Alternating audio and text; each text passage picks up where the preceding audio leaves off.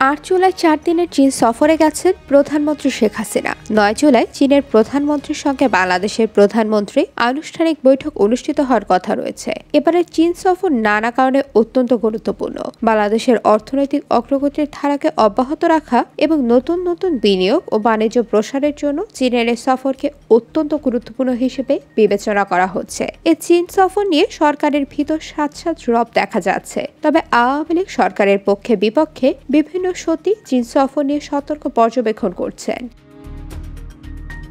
এবারে চীন সফরে $700 কোটি চুক্তি স্বাক্ষরিত হওয়ার কথা রয়েছে। এর মধ্যে $200 কোটি হলো বাজেট সহায়তার। এই চীন সফর নিয়ে বাংলাদেশের রাজনৈতিক দলগুলো যেমন সতর্ক পর্যবেক্ষণ করছে, তেমনি বিশ্বের অনেকগুলো দেশ যারা বাংলাদেশের উন্নয়ন অংশীদার এবং রাজনৈতিকভাবে ঘনিষ্ঠ, তারাও এই সফরের দিকে সতর্কভাবে নজর রাখছে।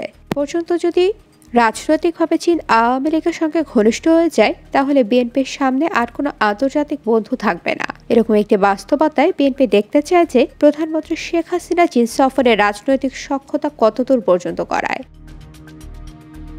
প্রধানমন্ত্রীর চীন সফর নিয়ে সবচেয়ে বেশি সতর্ক পর্যবেক্ষণে রয়েছে ভারত। যদিও বাংলাদেশের পররাষ্ট্রমন্ত্রী ডক্টর হাসান মাহমুদ বলেছেন, প্রধানমন্ত্রীর চীন সফরের বিষয়টি ভারত অবহিত। ভারতের অবহিত না থাকার কোনো কারণ নেই। তবে এই সফরে কয়েকটি স্পর্শকাতর বিষয়ের দিকে ভারত নজর রাখছে। বিশেষ করে তিস্তার জলাধার নির্মাণের বিষয়টি নিয়ে ভারত গভীরভাবে নজর রাখবে বলে জানা গেছে।